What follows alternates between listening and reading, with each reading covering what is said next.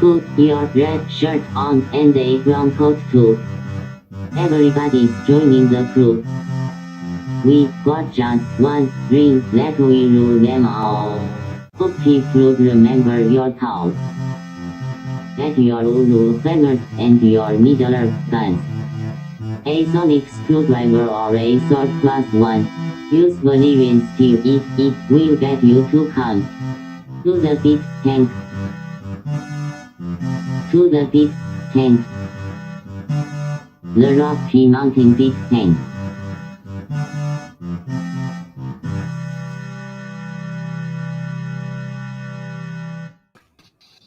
Hi, I'm Guy, Hi, I'm Troy, and this is Geek Tank. your end of the year sized podcast. So we're at the end of the year. The end of the year. End of the year. Yep, if there's something you haven't done in 2021 that you wanted to do in 2021, you've got 5 days left to do it. You got about 5 days, and that's it. Yeah. That's all you got, man. That's what you got. And then you are out of here. So if your plan was to complete like a 6-day challenge, too bad. I was actually what was I thinking about the other day? I was thinking, because we've got the New Year's Eve coming, and I'm trying to still finish my uniform, and I was like, I just realized that if I need to order anything off the net for my uniform, it's too late. Yeah. So I better have all the equipment I need for my uniform. Well, there are some things on Amazon I've seen that actually does same-day shipping, which is pretty crazy to think that they... It depends on whether it's in the delivery thing here, because there's a huge warehouse now here in Arvada, and so if you're lucky enough that they have what you're looking for, if it happens to be at the warehouse, they can get it to you today. And it had to be pretty small for you to print it yourself.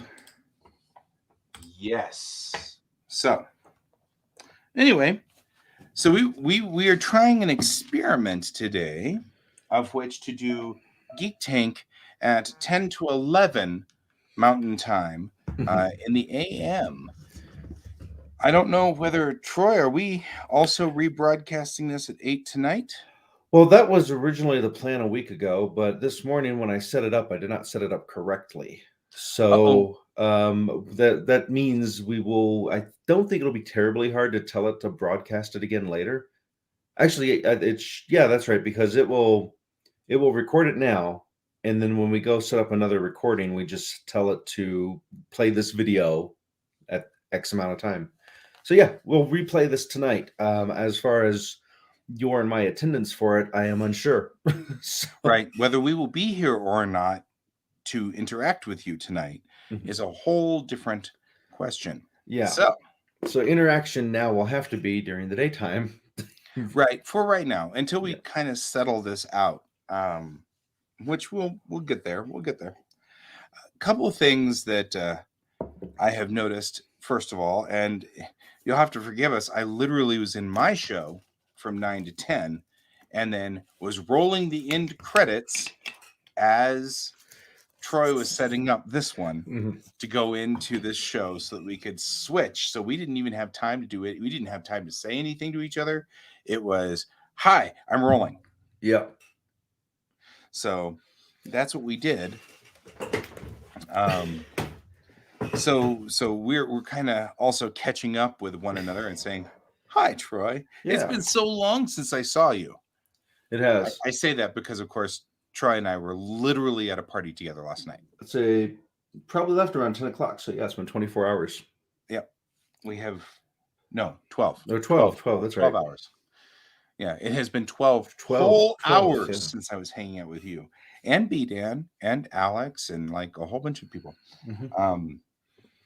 Because one of our kiddos has turned 18 and I'm still having sort of cognitive dissonance problems with that because unofficial niece, I guess. Yes, the unofficial niece, the one that I just call niece because and she calls us uncles because we're like the mafia. We're like a non-violent, totally like mafia. That's exactly what we are. A non-violent, a non-financially competent version of the mafia. Right? That's us. Yeah. That fits just. So, anyway, A couple of things, housekeeping. I've noticed that StreamYard and Restream are the two programs that we use. And I've noticed that Restream does allow now for you to schedule broadcasts and allows you to record broadcasts internally. I caught on to this one last week when we were talking about it. I looked at it and noticed that the extra $50 a month thing that they had offered, which did that function, now says depreciated underneath it. So they're getting rid of it. And then above it is cloud and schedule. And so the function now allows us to record shows and reschedule for broadcast. And I have a hair in my mouth. I blame George. There we go. It's a George hair, as usual. So is that the standard Restream that you're doing? Yeah, that's the normal one that I've got. Okay. And the reason I'm bringing that up is I'm already paying for it. Yeah. So what we might do is it allows us to have two different brands on there, or multiple brands, so we can brand up Restream for it. So with so how many? So there's no cap for the Restream standard for how many you're broadcasting to? No. Okay. That's the only thing I can think of that would be a problem. I'm already broadcasting my show to Geek Tank. Mm-hmm. So I mean, this is already going. My daily show goes to Geek Tank anyway. So the only thing we'd have to add, and that's the only question we have. So anyway, we have moved slightly closer to the idea of us maybe moving over to Restream. Yeah, we're contrasting and comparison, and the $20 version of StreamYard has a cap of 3 different targets when you broadcast. And so if Restream has an unlimited cap of targets, then that puts them in the better aspect for their price for $20. Yeah. Their price is $50, but that's okay. Oh, that's because that's the professional then. Yeah, I'm at the professional level. Okay. Well, if you go to professional for StreamYard, it's $39 or let's just say $40 a month, and that's unlimited targets. So they would be $10 cheaper a month to get the same features out of Restream. They're really competing hard, aren't they? Yeah, I pulled it up because I was trying to see the differences, and it's like they're. The one thing that I really like about Restream that we do not have over here is the chat can't be put on screen. I wonder if the professional version does that. Because right now where you have professional Restream versus basic StreamYard. Right. Maybe. Might be an interesting thing to discuss. Yeah, we could write them both and say which one wants our business the most. See if they'll at least send us a coffee mug. Fight in the arena. Restream versus StreamYard. Will the duck beat the R, or will the R beat the duck? So anyway, the long and the short of this is that I was looking into that, and that's the thing. Mm-hmm. Yeah, because before they did it, StreamYard, I mean, Restream wasn't offering you the broadcast later, right? Right. And that was part of the problem. The one thing I do like about Restream that we've had is part of this is Discord still running on my computer. Oh, that'll do it. Yeah. Kill Discord. I have had a rough morning. So, I mean, it is. All I needed to do was print 2 pieces of paper out for my show this morning, and it took almost 40 minutes to get that squared away. And by the time we were done with that, it was pretty much almost time to wrap up the show. So we got there, but it was rough. So there is that. Anyway, so what was I going to say? If I seize up or lock up for some reason during this discussion, bear with me. because we're apparently having problems. OBS locked and crashed 3 times. And so that was kind of unpleasant. But I actually think it has something to do with Adobe Creative Cloud, which is another thing I'm trying to replace, because I'm getting really tired of paying $50 a month to Adobe for a program that just completely bogs my entire system down, overloads it, constantly makes it run really flaky and weird, and makes me have to shut down all of its systems all the time. And Adobe's response is buy a better computer. And I'm like, that's not necessarily fair, since this is now an i5 6-core machine with 32 gigs of memory and a 2 terabyte C drive and a 6 terabyte D drive. I mean, we're not talking about a slow machine. This is kind of becoming a monster, and a GeForce, something really seriously powerful GPU. I mean, this isn't a slow machine. So the fact that their entire thing is your machine's not fast enough makes me just mad. Humble Bundle did a thing a little while ago with Corel, the Corel suite. And so I purchased the Corel suite. So we're going to see whether that will work. I haven't installed all the pieces yet. But if that's true, I bought a license. They are mine. I own them. Corel does video editing. Yeah, it's got a video. The Corel suite is a complete competition suite. So it had an audio editor, a photo editor, a painter, which I've never used, something that does vector work, a la Illustrator.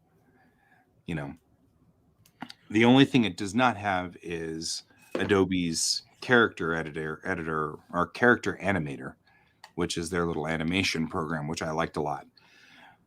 But I only did one animation for Nate, and it didn't go as well as we wanted it to. And I don't know whether that was, I don't know what the animation looked beautiful. Everything looked fine. But it didn't ever see the light of day. So I don't know what the story is behind that, but we'll figure it out. So I can't tell whether I should depreciate that or not. I'm so focused right now on working on my comic book that I'm okay if I don't have an animation on my plate at the moment. So I could probably stand to hold off on character animator for a while, and then if we ever need it in the future, pay the $20 a month for just character animator. And that's something I've been thinking about too. So maybe the plot of today's show is streaming services. Guys, finances. Well, finances in general. I mean, I was thinking about streaming services. I was thinking about all of this stuff. I mean, everything seems to be into we've discovered we can nickel and dime, you know? And I'm just trying to get this to balance straight. There we go. That's what we want. So, and maybe that's something to talk about, because I'm hearing a lot of people on, especially the Star Trek forums, talking about the fact that starting January 1, all of Star Trek will be removed from all other streaming services except for Paramount Plus. And there's a lot of, griping, moaning, complaining, whining going on about that. As someone who's been on Paramount Plus since the very beginning, I'm not worried.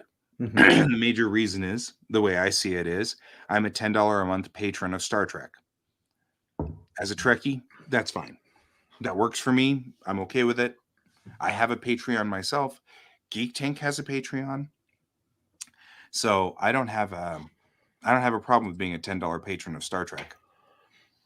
If anything on this planet deserves a $10 a month patronization, it's from me. It's Star Trek. So, well, especially if you look at the amount of new content that they're giving you in addition to past content. It's totally all new content. They've added an interesting thing, which Paramount Plus, if you're listening, because they totally are, they've added channels now. So they have the All Star Trek All the Time channel. And it's just like a television channel, except it's Star Trek. And so is it random? That's the problem. It's not totally random, and I need them to make it, because if it was totally random, it'd be the best thing that has ever. I just play it all the time right here on my iPad, and it would just run Star Trek all day, all the time. The problem is they're not doing it like that necessarily. They're running them in blocks, so they'll run like 3rd season of TNG, then they'll run like 5th season of Deep Space Nine, followed by 2nd season of Enterprise, which is sort of random, but you still end up with 26 episodes of TNG, followed by 26 episodes of Deep Space Nine, followed by 20, so it's like, I wish you'd make it real random. Like you get one episode of TNG followed by an episode of Lower Decks, followed by an episode of Deep Space Nine, followed by, that would be perfect. That would be absolutely perfect. So, and something that I actually had manually set up on the machine here to do through Winamp, which really whips the llama's ass. So, but how do you feel about subscription services? I mean, the world's going towards it. You got to keep in mind, we're old. Yeah. So the people that I think that are the problem for subscription services, they're going to die out because it's the new thing. Kids, our kids are, this is what's normal. We still have cable TV in our house, which is one of those things that it's just serviceable enough and justifiable enough to keep, that it's barely scraping by. It's like if any places like if like CBS and all the other places started to follow more of a model like Peacock and what's that other one that they have out? There's like Pluto. There's so many other ones out there. I think Pluto's one of them, where they have a here you can watch our stuff for free with a commercial at the normal intervals that you would have seen commercials had they been on TV. Sure. So your 22-minute show's a half hour now because we give you 8 minutes of commercials scattered out throughout it. And it's like, okay, well, that's how I used to watch TV. I'm okay going back to that to get to see what I want on demand for free. Because I'm a fan of the TV show Psych. It's a hilarious show. Psych. And they've actually got 3 movies that they made specifically for Peacock. I don't even know if they aired on the channel that they originally aired on.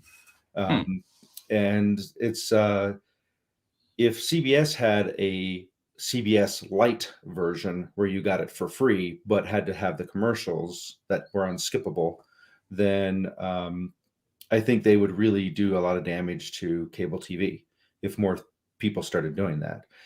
Cable TV itself, the service that we use, DirecTV, has an on-demand feature similar. A lot of the shows that you can watch on cable, you don't have to schedule it. You can go find it on demand and watch it with commercials as part of their service. Right.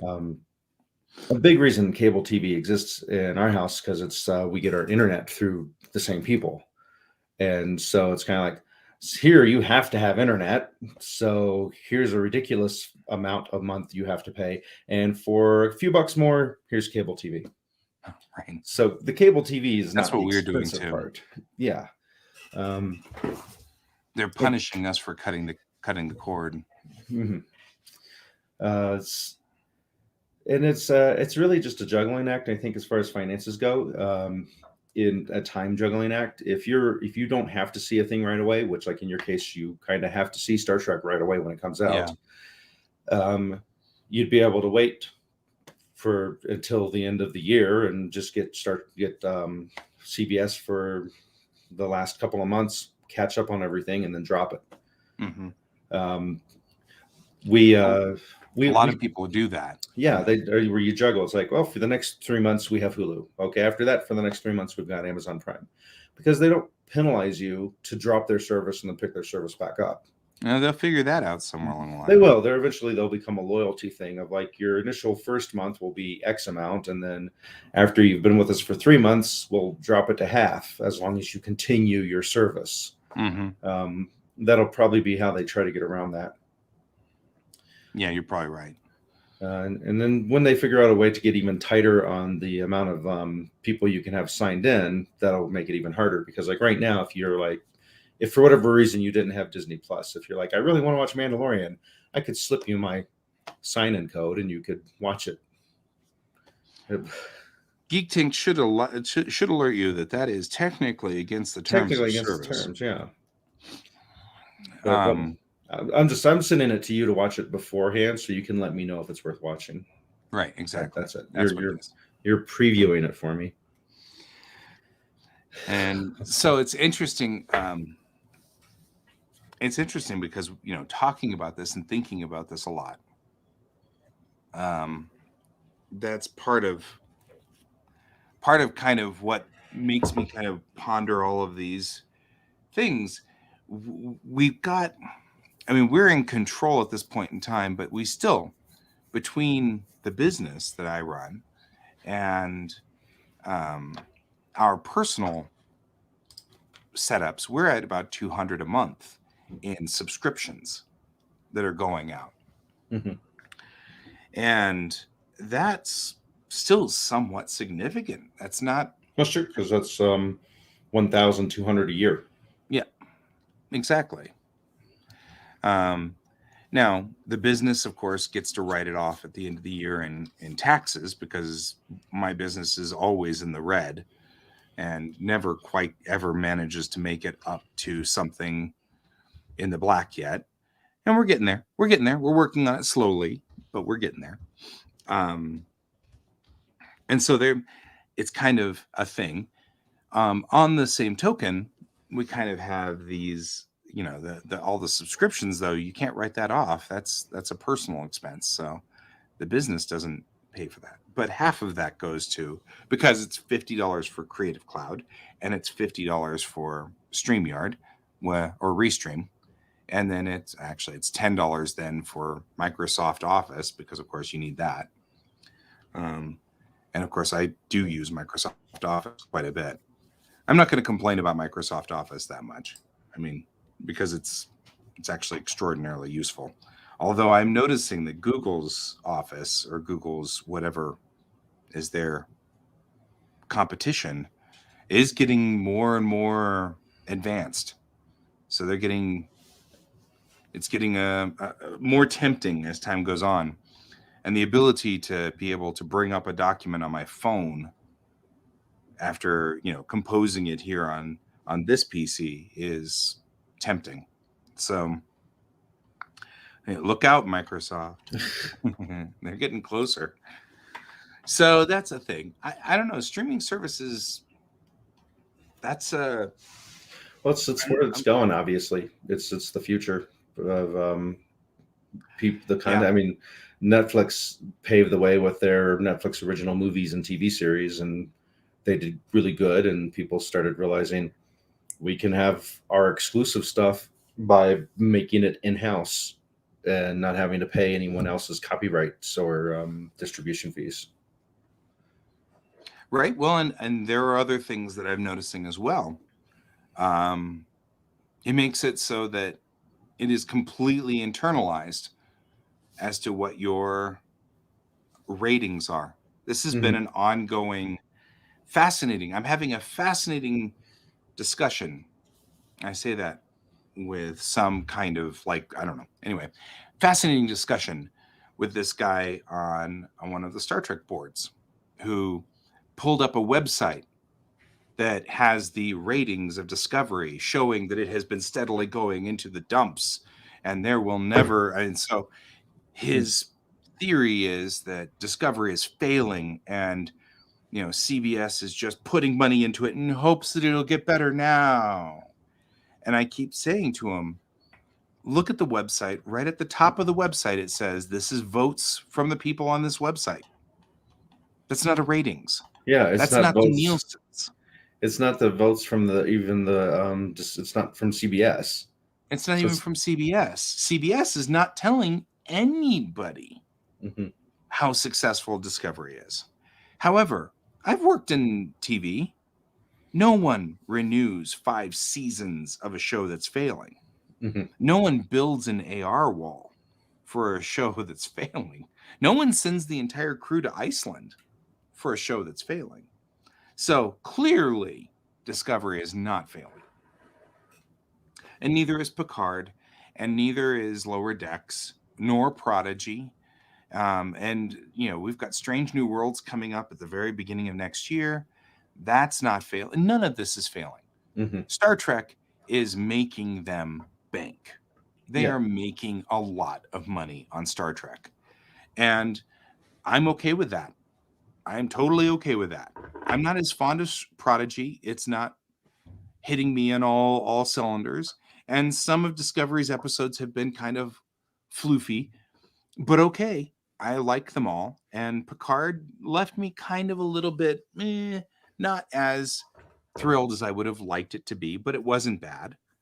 You know what I mean? I'm like, nothing. We've been rewatching, my wife and I have been rewatching Star Trek first season, Next Generation first season. And I had forgotten how just horrible the first season of TNG was. Those episodes are borderline watchable. I mean, and it's not just writing or whatever, it's timing. Like we were watching Justice the other night, which actually isn't a bad episode from the top down. And we are rabbit holing all over the place. I hope you don't mind. Well, it's Star Trek, so that's expected. Right, exactly. But Justice, for those of you who remember, is an episode where they find this planet full of happy, perfect people who all wear really skimpy clothes and run around all the time, and have sex a lot, but they don't show it. They just talk about it. And then they beam down Wesley Crusher, and Wesley falls into a flower bed. And so that's called punishment Justice. is execution. Right? I had not memorized the title of it, but I call it the Wesley falls into the grass. Don't walk in the grass. Wesley falls into the grass, and dies. He doesn't die. Doesn't die. The episode is an exploration of Prime Directive, which is a core concept of Star Trek, and actually, from a top-down view, is actually a really interesting and fascinating episode. It's really not bad as far as concept goes, as far as even the writing goes. It's not bad. We get a couple of what will become very famous Picard speeches, where Picard speechifies about the morality of it or whatever, which turns out to be that captain's signature. So we're already starting to get that. We get a little bit of Data humor, which is always fun. We get a lot of stuff like that kind of going on, and we start seeing the pieces that will ultimately make Star Trek: The Next Generation a good show.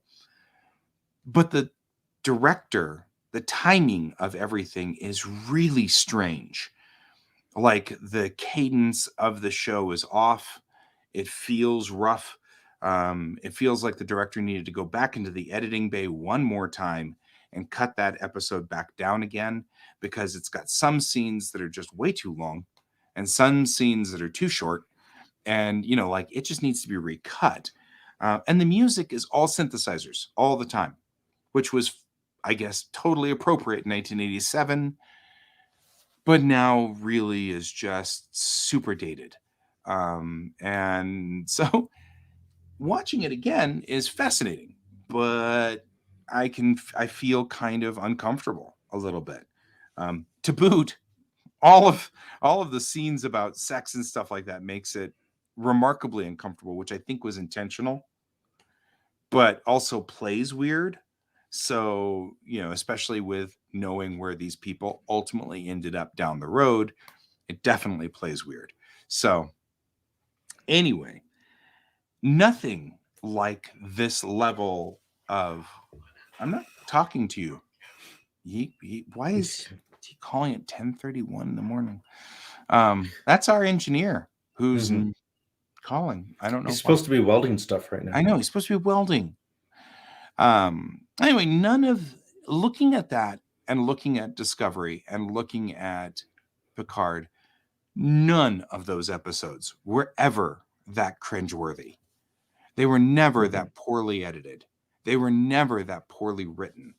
The Naked Now, which is the first episode right after Encounter at Farpoint, is so cringeworthy. The dialogue is just creepy. and some of the things that were said were just so strange. And no matter which way you look at it, Picard and Discovery are not that bad. Yeah, you got to keep in mind too, when it aired, people got to see it once, right? Unless if they happened to have their VCR system set up and recorded it, and then they had to wait months to be able to watch it again. So you wouldn't necessarily catch all the stuff in it that look bad on one No, viewing. and I actually have screen caps on here from some of the stuff that was going on the network, the early internet in 1987. Because the internet, as you guys may know, didn't become the net that we all know and love until 1993.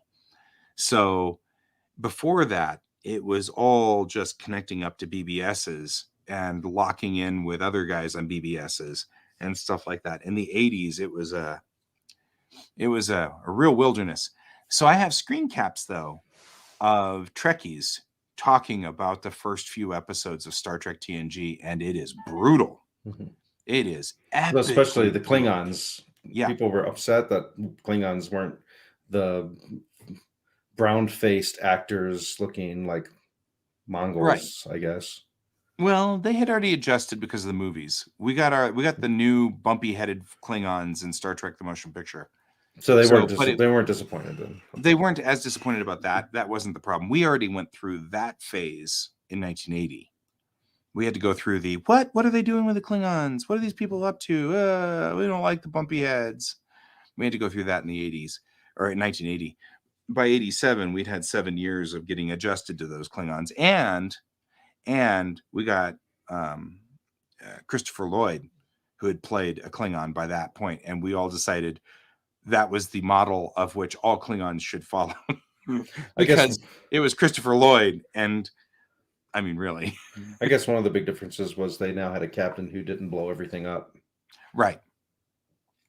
Picard was not known for blowing things up like Kirk was. Wasn't into the, and then both legs, and so that wasn't what he was into. So from an objective point of view, objectively, just looking at the nature of Star Trek, you look at the first season of TNG, and even into the second season. We haven't gotten to the second season yet. First season of TNG, and that's 20 episodes. You think about it, that's 26 episodes, and they're all pretty rough, and then going to second season, that's another 26 episodes before we hit Best of Both Worlds, which is where most Trekkies concede. At Best of Both Worlds, from that point forward, you have some real stinkers, but from that point forward, that's Star Trek, and it's the gold standard that we hold everything to. So that's 50 episodes in, right? So if you match that to Discovery at 10 episodes a season, they're not going to be at the same spot as we were with TNG. They won't be there until the end of season 5. So we'll see at the end of season 5 going into season 6 if there's still a majority of fans out there complaining about it. Well, if you're going to be fair, they'll be complaining. The truth is, I feel like Discovery found its legs at season 3. So I feel like when Discovery did the thing that we won't talk about, which caused them to change their uniforms, that's if you've been watching Discovery, you know what I'm talking about. When Book entered the show, that's a good one. Because if you've been watching, you know what I'm talking about. Yeah, Book and Grudge. Not there. When Book and Grudge entered the show, from that point forward, I feel like Discovery really found its legs. And I feel like that's definitely where. See, I remember the people I know that have complained. I don't know if they're going to go back. I don't. The people that from season 1 dropped out. I thought don't know if they're going back. I thought that too. but people were literally whining about the writing of last week's episode. Well, not the people I know Which that means they've been dropped out. watching the whole thing. It might be a whole new batch of people I don't get complaining. that. I know the people on Facebook that I Well, personally yeah. know that are upset have not gone back to it. So I Which don't know if they're going to give it that another is try. fine. That's Mhm. fine. I don't have a problem with it. I actually, this is still a story I love to tell on these forums. I gave up on Deep Space Nine. First season, I watched until about midway through Deep Space Nine, and then I stopped watching. And I didn't watch it again until third season. Fourth season? Third season. Third season, something in third to fourth season, right about there, where Trials and Tribulations came out. And my mom, Your mom. thank you. My mom called me and said, "How did they do this episode?" And I'm like, "What are you talking about?" And they're like, "I'm watching Star Trek right now. How did they do this episode?" So I was like, so I turned on the TV and it was Trials and Tribulations.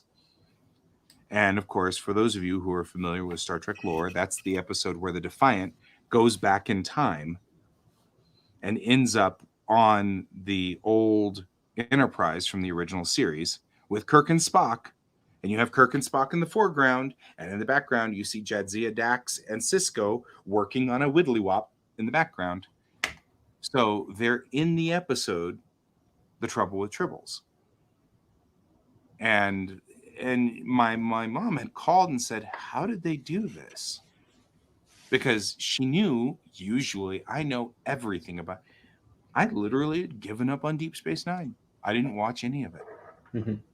And then that episode came up, and I'm like, "This is good." And I was like, "Crap, I missed a ton." So I had to go back and rewatch all of those first episodes in reruns. Mhm. And man, Nana is absolutely correct when she says that Netflix is the best thing for Deep Space Nine, because she's right. Watching them all in as a unit, and just Mhm. binge watching the whole series is the best way to deal with DS9. So anyway, because there's a lot of threads that connect. So yeah, yeah, I mean, so Star Trek's here. I know from experience Mhm. that these guys who hate Discovery, in about 5 years or so, they will come back and somebody will say, "No, you should have seen, episode 15 or whatever, and it would have been awesome." Yeah, the problem that I saw with it was, and we've covered this already on another show, was that episode 1 and 2 of season 1 are really a prelogue and not. It's there to set up other character stuff that happens later, but it's not the show.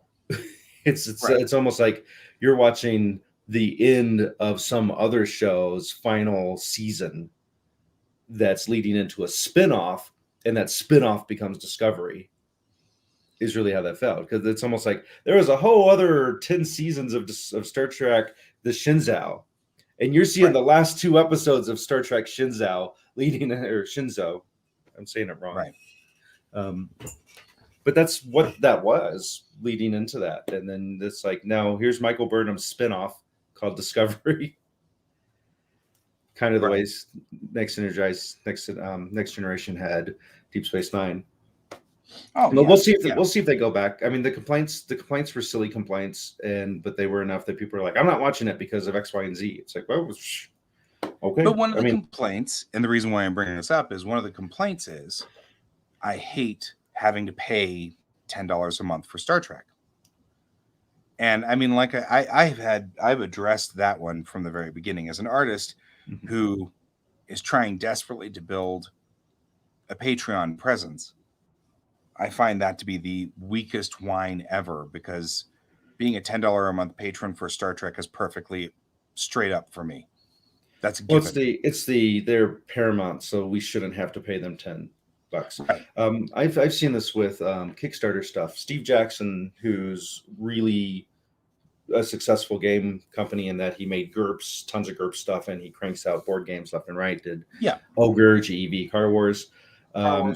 He did his Ogre re-release on Kickstarter, and people were like, "Why? You're a company.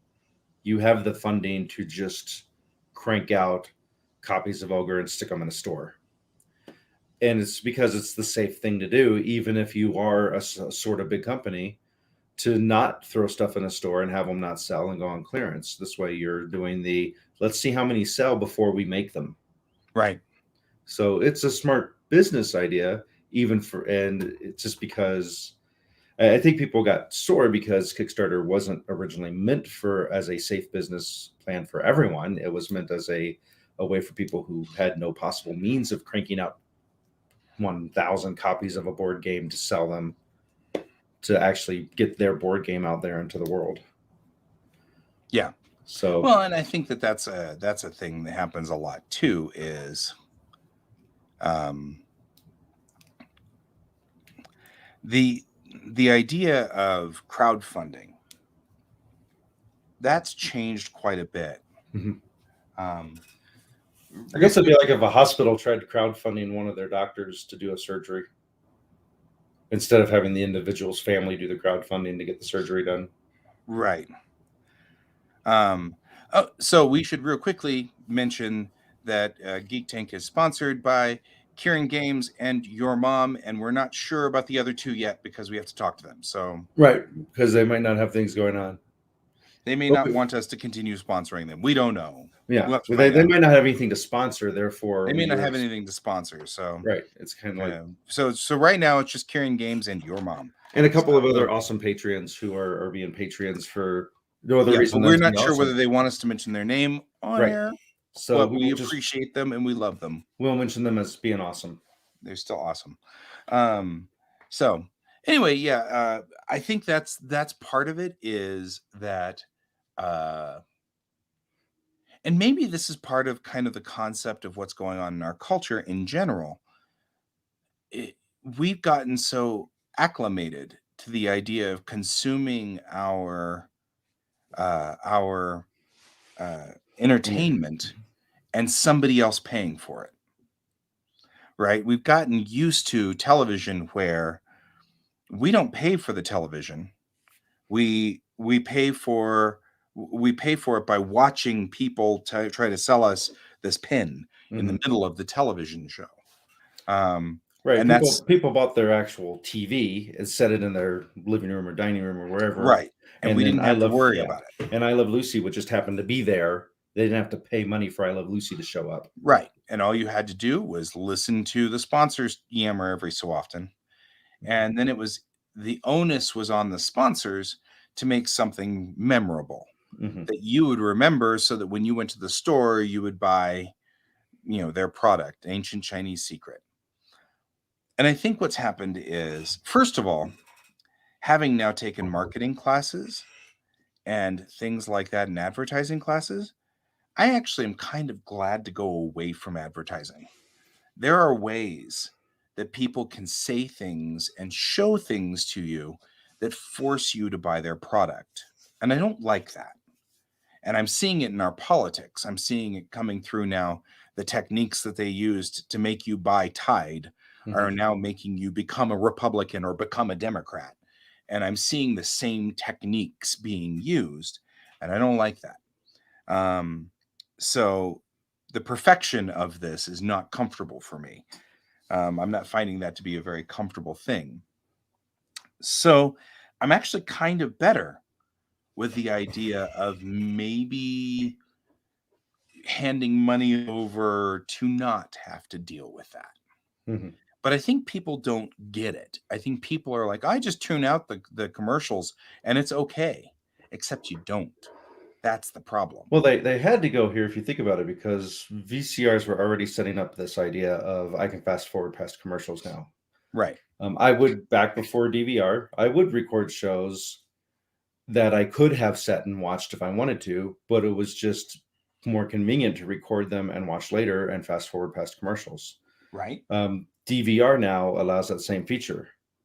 So commercials are already obsolete in that aspect. Their Mhm. only thread that they're hanging on to is stuff like I had mentioned earlier in the show with Peacock, where if you want to watch it for free, we're now back to the old routine of, well, now the commercial's on, and you need to switch over to your phone and play Angry Birds or Candy Crush or whatever your game is during that amount of time.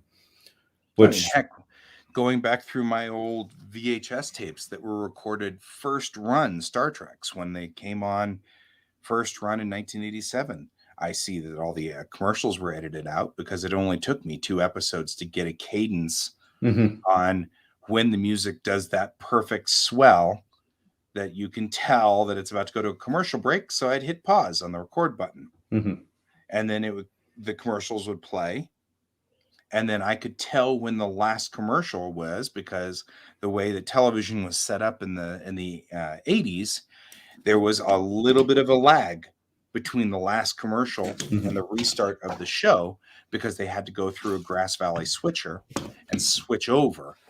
And so I could tell when that was coming and I'd hit pause again. Yeah. So my tapes are perfect. There's perfect edited out commercials. So I only was subjected to those commercials once. Mhm. And when I watched those episodes again in reruns for my own personal reruns, when I watched them again, there were no commercials. And so we got really good at that. But I also noticed that the DVRs were getting to the point where they could sense it. Them themselves would cut the commercials out. The DVRs would cut the commercials out, Mhm. and I noticed that was so you didn't even have to bother. You didn't even get one pass. And they got rid of So that. somebody was figuring this out. They got rid of that, and then now if you try fast forwarding past stuff, I've noticed some shows will do a psych out. They will throw in a clip of the show after like the first 3 commercials to Right. get you to hit play, but then it has one more commercial after that, and it turns out they were doing like some kind of preview for the next episode or some kind of recap. And it's like, Yeah. oh, okay. But then when you They get did, used to that, you fast forward past that too. yeah, they did that. They were doing that in the 80s too. I've got a couple of previews for the next episode on my tapes, which is actually now kind of cool. Mhm. I the my encounter at Farpoint, I found it recently. I actually have dubbed it over to my computer now, so it's on my not you. Can you schneid it? Go away. Stop looking at me. You're looking at me. Okay, never mind. It'll boop at some point here. But I transferred it, and every time I watch it, it's kind of interesting because I didn't know the pattern, so I was trying to hold the pause, and they were doing they did a little like recap of Star Trek so far, before starting the episode of Encounter at Farpoint, and they would do these commercials, and then they front loaded the episode so heavily, super front loaded the episode with commercials. So I kept popping in because it's like in 1 minute is the new Star Trek, the Next Generation, a whole new cast of crew, and it's like this, like whole thing. They were really hyping it, and because of that, I've actually recorded some of those, which I'm sure are gone forever now. I mean, those Mhm. things were just little promos that they ran.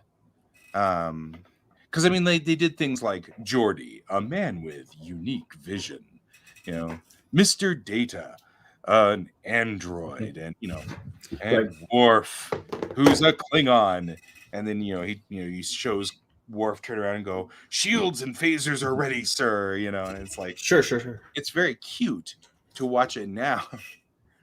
But I think those promos, they're gone. Nobody has those anymore. But yeah, So people having people any of those is actually kind of cool.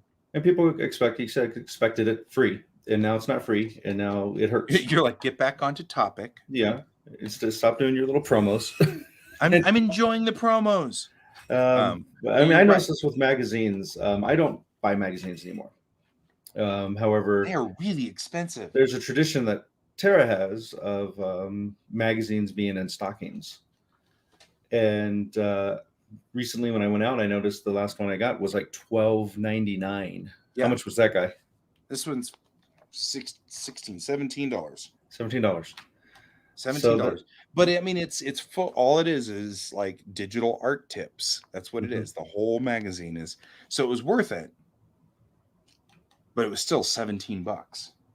I'm like, wow. Although I'm not sure any of those tips aren't tips you could have gotten for free online, but Probably. I mean, And that's yeah. And that's making, well, I mean, and like I said, I that type of stuff is changing as well. The last You're one I not bought, wrong. obviously, was looking at the scale. It was somewhere between 2010 and 2013, and it was probably a Games Workshop magazine. And I remember it being $10, and I remember thinking at the time, this is too much because there's not enough in here to make it worth it to me for this price. Right. I have bought in magazines now. I've found that if you go to certain game stores, you can find previous year's magazines for like $1 or $2. And so I'll wait and I'll buy those because the information hasn't changed. You still use the same technique to paint a mini now that you used 10 years ago. Sure. But yeah, if you want current stuff happening, like if that one that you just showed for $16 or whatever, if you got a subscription, that's 16 times 12. Yeah. Which is more than a subscription to Hulu. Yeah. So when people complain about the cost of streaming services, it's like, well, if you get a magazine subscription, you're paying more than. We also have like a couple of other things we're dealing with. There is some kind of weird inflation going on in our system as well. Mm-hmm. Everything has just all of a sudden jumped up $5, $10. I mean, everything from the price of milk all the way up to, magazines and things like that. So we also have sort of that going on too, which doesn't help any. I wonder how much of that's a bubble of people getting free money. People have said that a lot. I keep hearing that online. It seems it doesn't seem like the rhythm is right though for that. Well, not only that, I mean, honestly, legitimately, I think it's been $2,400 total. Well, it hasn't been a lot, but that doesn't mean people won't raise prices because of it. Well, yeah, but I mean, it's still, $2,400 is a lot of money. Is it enough for them to raise the price of this milk? family? That would be like 2/3 of our monthly bills. Right, but it's not a sustainable increase in the cost of things. Right. So if people use that as an excuse to have milk go from $2 a gallon to $3 a gallon. Well, it's like, that's going to catch up though, unless people get another infusion of a chunk of money. Then I think you may be right. I think people presumed, because I'm seeing a lot of people on a political side say, "Well, gosh, we just gave everybody free money," and I'm like, "Well, I don't know about you guys, but I've got one kid and we got $2,400, which, hey, in a vacuum sounds awesome." But this house runs at about $3,500 to $4,000 a month, just power and mortgage and car payments and food and everything like that. So $2,400 would give us a whole like 2/3 of a month break. So I mean, it's not like it was flooding us with money of which we could just go wee and leave our jobs and quit for 2 years and retire in Tahiti. I mean, I think people keep misjudging that, but I think you may be right. One of the problems might be that people thought, well, if everybody's going to get free money, I'm going to raise my prices. And now it's like, well, great. You gave us, 2/3 of a month's worth of bills. So we put it into a medical fund. That's what we did. We put all that money into a medical fund. And so now we have at least $1,000 if somebody breaks their arm. That's what we did. So, I mean, we didn't even really change what we did. So if everybody is doing that and changing their prices to reflect the free money in the system, then you're right. What you're really doing is just pricing everybody out. And at some point in time, all of us are going to be like, well, we can't afford to do anything anymore. Sorry. I know some businesses, especially the smaller ones, that can get away with this type of flux pricing. back when the pandemic hit and started, they raised their prices. Whether it's true or not, I can't say. But I remember the excuse being, the pandemic's hard. I'm not making as much money. Less people are coming in. So now prices are going to go up. Yeah. Which That'll fix when the pandemic's over.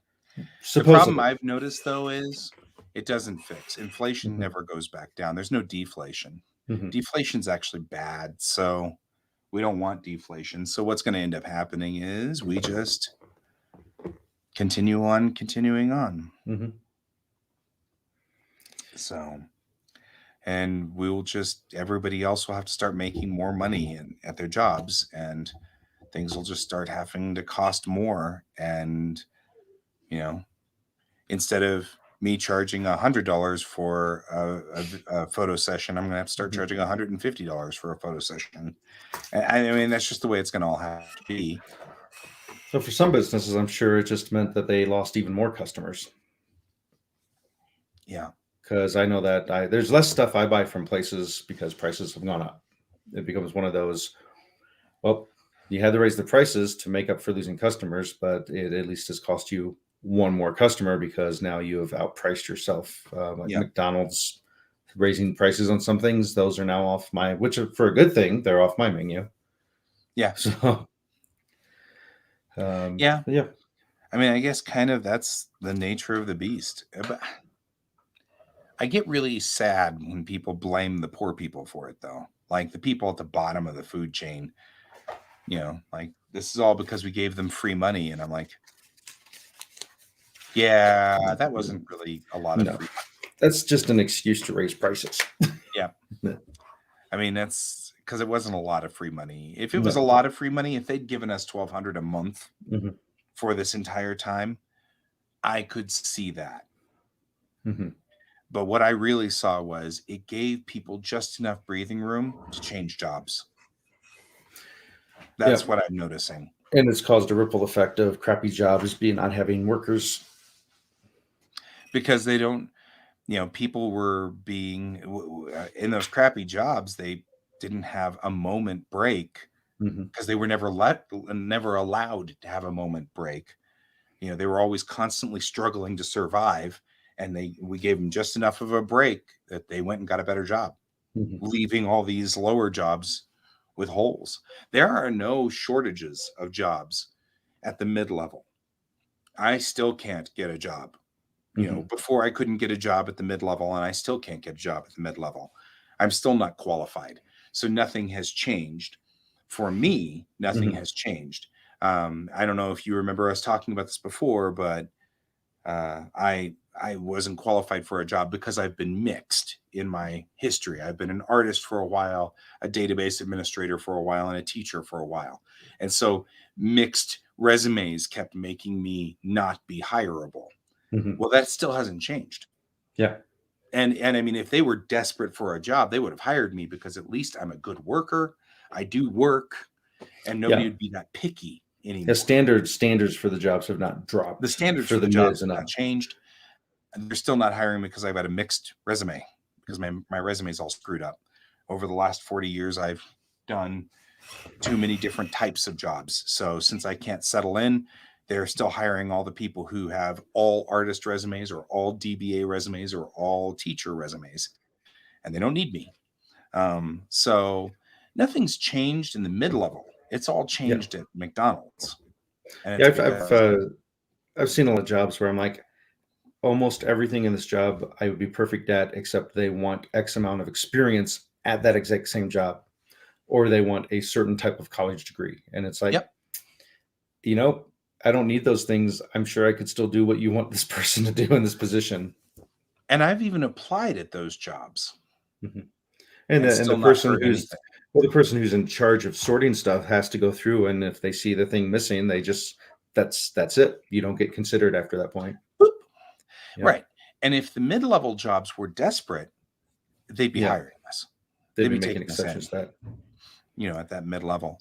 But they're not. They're not desperate. They don't care. It's not that Dollar Tree that we had gotten into our pattern to going to on Friday for the kids. They had a sign up saying that they would hire people under 18, talk to the management. Right. So they were working with that bare bottom line of, we can hire 16-year-olds, but it has to be during these hours, and we can only give you so many hours. They were desperate, and that's a low. That's a McDonald's level job, is Dollar Tree. Right. So, and I think that that's also something that's important to note out there is you talk about that bottom level. What needs to happen, and what has always needed to happen with our society, is we need to change thought process so that if you're in those jobs, you need to make it so that it's attractive to come to those jobs. And stop making our society go, ew, you flip burgers, ew. And in the job, look, I can replace you at any time, so flip 7,000 burgers. That kind of the culture needs to change. If they want to fix this problem, that culture needs to change. And that's really what's going on, is the culture is so toxic and horrible, but you're desperate to get a paycheck, that the moment you don't need to get a paycheck, you walk out on these jobs, which makes total sense. And so, we need a culture change there, and that'll help that. So hopefully 2022 will be that change. Hopefully it will be, and we have really wandered all over the place. We have, but we're only 1 minute over, so I'm going to hit these 5 things that people voted on. The percentage of likeliness people for this website have said they think is going to happen for 2022. So progress in the fight against COVID-19. Good news. 56 people think that more than 80% of the world's population will receive at least 1 dose of the COVID vaccine. Then if for some reason you're watching this and you haven't been vaccinated, why? Please go do it. Unless if your doctor said, don't get the vaccine because you will die. And here's the actual science behind why you will die. And I'm an actual doctor with a degree. But if it's the internet telling you not to do it, whatever website you're going to, then I go get a doctor's opinion, please. All right. Talk to the doctor.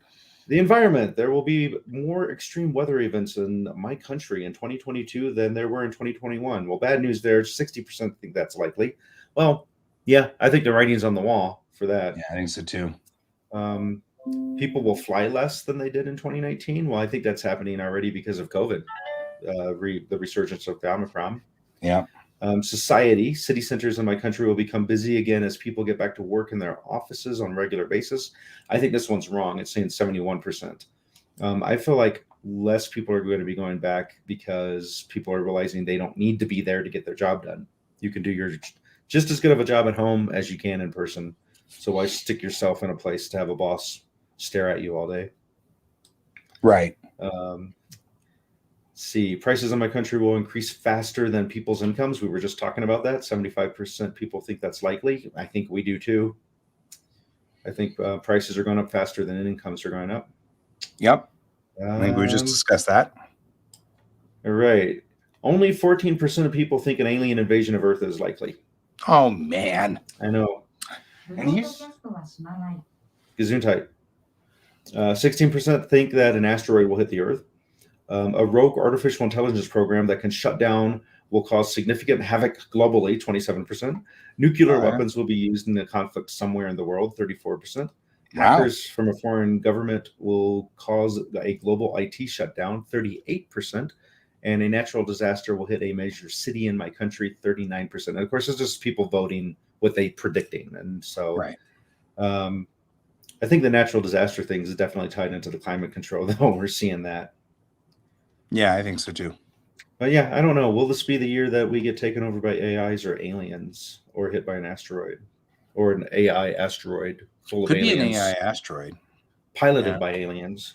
Well, it could be an AI asteroid that ultimately takes over foreign actors who then come over here as like a performance show because they're actors, and then they take over from there. If we do get attacked by space orcs, we need to call them sporks for short. Sporks. Yeah. That's what it'll be. It'll be space orcs coming in, and they'll be foreign actors, and so they'll be coming in from Zimbabwe. That's my prediction. It'll be Zimbabwe. It'll be like a Zimbabwe circus. Launches an asteroid. Pretending to be Zimbabweans. There's my prediction. We'll see. Okay. We have a whole year to find out. We have a whole year to see whether this comes true or not. We'll find out. So there you go. That's Yeah. that's our show for today. Our first experimental show. I hope you enjoyed it tonight. I'm hoping today. that it's nighttime and you watched this and you thought this was very funny. And Yep. hopefully we were actually here to interact with you and say, yeah, we didn't think it was funny either. All right, well, So so yeah, we knew Guy was going anyway, to talk that's about Star Trek. really, I mean, it's predictable. Mm. So, okay, cool. Well, that's all the time we have for today. And Yep. we'll see you next week at about the same time. And until then, I've been Guy, I'm in Troy. and this is Geek Tank. Dramatic pause. Happy New Year. Happy New Year.